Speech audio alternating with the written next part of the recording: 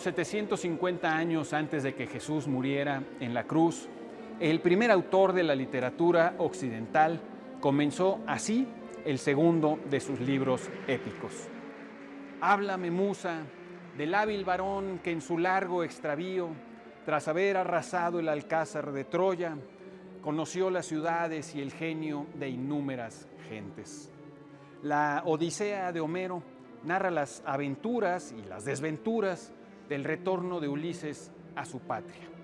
El autor o la autora de este libro literalmente maravilloso le pide a la musa, le pide a la diosa que le dicte sus versos o que por lo menos lo inspire para poder escribirlos.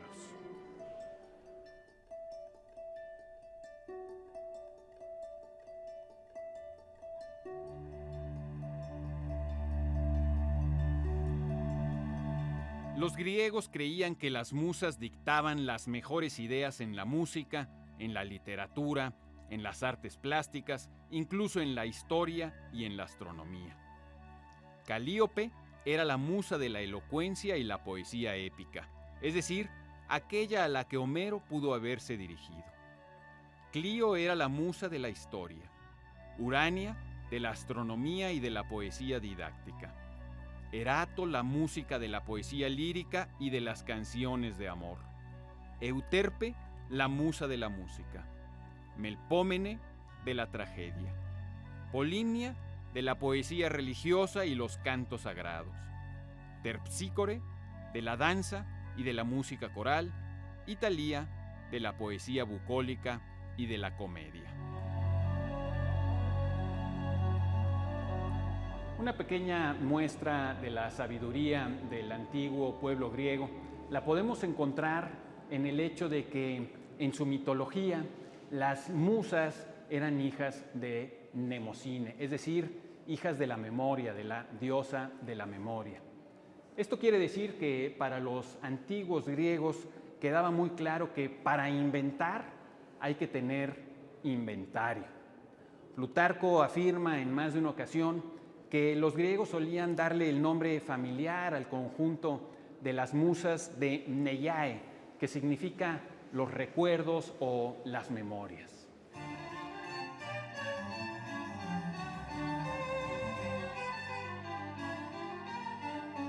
Cabe señalar que las investigaciones contemporáneas confirman esta gran intuición griega.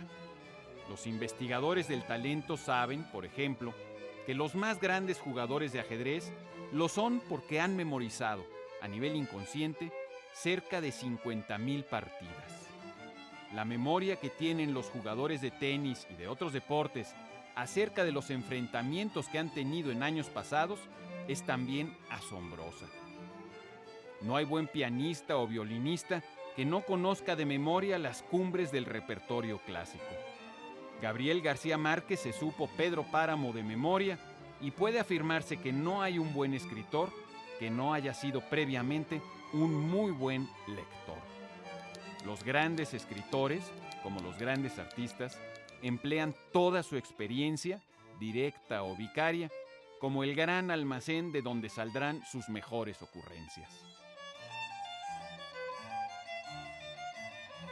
La palabra crear, nuestra palabra española crear, deriva del latín creare con el mismo sentido de crear, producir, engendrar. La raíz más antigua de estas palabras es una raíz indoeuropea, la raíz ker, que tenía el sentido de crecer o de alimentarse. Comparten esta misma raíz, además de las obvias procrear o recreativo, creatividad, etc., palabras como incrementar, crecer o sinceridad. No olvidemos que la antigua diosa romana de la fertilidad, equivalente a la Deméter de los griegos, se llamaba Ceres o Queres.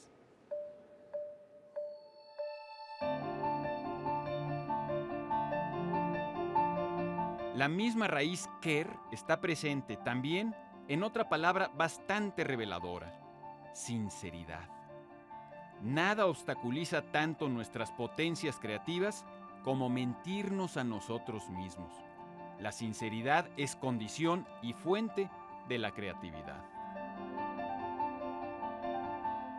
La cultura occidental mana de dos fuentes fundamentales: el mundo clásico grecolatino y nuestra herencia judeocristiana. La Biblia, dicen los creyentes, es un conjunto de libros inspirados por Dios o por el Espíritu Santo, y esto lo podemos ver, por ejemplo, en las primeras líneas del Apocalipsis de Juan, que voy a leer en la versión de la Biblia del Cántaro de Cipriano de Valera y Casiodoro de Reina. La revelación de Jesucristo que Dios le dio para manifestar a sus siervos las cosas que deben suceder presto, y la declaró enviándola por su ángel a Juan, su siervo.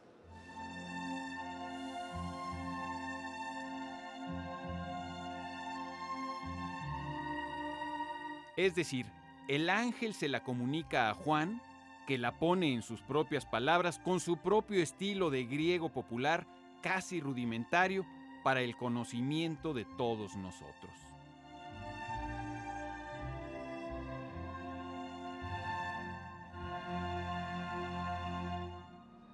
Pero quizá ninguna visión más alucinante que la que tuvo Ezequiel del trono de Dios. Y miré, y he aquí que un viento tempestuoso venía del Aquilón, una gran nube con un fuego envolvente, y en derredor suyo un resplandor, y en medio del fuego una cosa que parecía como de ámbar, y en medio de ella figura de 4 animales, y este era su parecer. Había en ellos semejanza de hombres, y cada uno tenía 4 rostros y 4 alas, y la figura de sus rostros era rostro de hombre y rostro de león a la parte derecha en los 4, y a la izquierda rostro de buey en los 4. Asimismo había en los 4 rostro de águila. Y oí el sonido de sus alas cuando andaban, como sonido de muchas aguas, como la voz del Omnipotente, como ruido de muchedumbre, como la voz de un ejército. Y sobre la expansión que había sobre sus cabezas, veíase la figura de un trono y que parecía de piedra de zafiro. Y sobre la figura del trono había una semejanza que parecía de hombre sentado sobre él. Y vi apariencia como de ámbar, como apariencia de fuego dentro de ella en contorno. Vi que parecía como fuego y que tenía resplandor alrededor. Cual parece el arco del cielo que está en las nubes el día que llueve, así era el parecer del resplandor alrededor. Esta fue la visión de la semejanza de la gloria de Jehová. Y luego que yo la hube visto, caí sobre mi rostro y oí voz de uno que hablaba. Y díjome: hijo de hombre, come lo que hallares, come este rollo de pergamino y ve y habla a la casa de Israel. Y abrí mi boca e hízome comer aquel rollo. Y díjome: hijo del hombre, haz a tu vientre que coma e hinche tus entrañas de este rollo que yo te doy. Y comílo y fue en mi boca dulce como miel. Díjome luego: hijo del hombre, ve y entra a la casa de Israel y habla a ellos con mis palabras. He leído tan solo fragmentos de lo que es una descripción, por lo menos, desconcertante. En la iconografía católica, el Espíritu Santo suele representarse como una paloma, ya que también suele hablarse del soplo del Espíritu o del viento paráclito. Me imagino que al agitar las alas, la paloma produce precisamente un vientecillo, un soplo. En el Evangelio de Juan se afirma que el Espíritu sopla donde y cuando quiere. El viento de donde quiere sopla y oyes su sonido, mas ni sabes de dónde viene ni a dónde vaya. Así es todo aquel que es nacido del Espíritu. La idea de soplar nos sugiere esa voz, esa vocecilla interior que parece dictarnos nuestras propias ocurrencias, mismas que, por cierto, también acaecen donde y cuando quieren.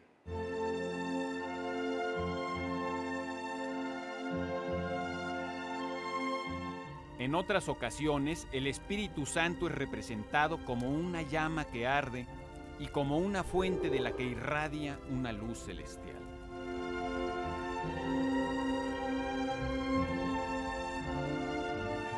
Pero hemos usado una y otra vez la palabra inspiración sin aclararla lo suficiente. Inspirar es dar vida, dar ganas de vivir. Exhalar, por el contrario, es acabar con la vida. La inspiración tiene que ver con la respiración y nos remite directamente a esta palabra. Y la respiración es un movimiento doble. Aspiramos aire, aspiramos viento, espíritu y exhalamos aliento. Y fíjense qué importantes son para la creatividad estas dos palabras.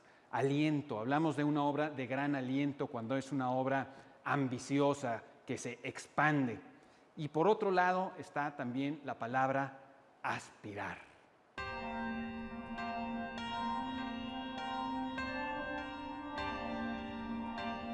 Solo quien tiene aspiraciones puede conseguir altas metas creativas.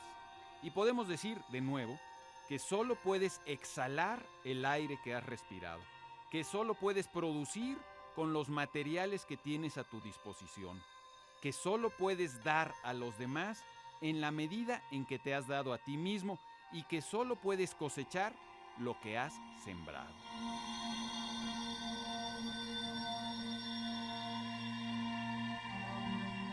El diccionario de sinónimos y antónimos Espasa Calpe ofrece como primer sinónimo de inspiración una palabra casi en desuso: estro. Estro, según un viejo diccionario de 1822, es aquel estímulo que siente interiormente el poeta para hacer sus versos y se finge provenir de cierto numen que lo agita e inflama. La tercera acepción del diccionario de la Real Academia Española dice que estro es el período de celo o ardor sexual de los mamíferos.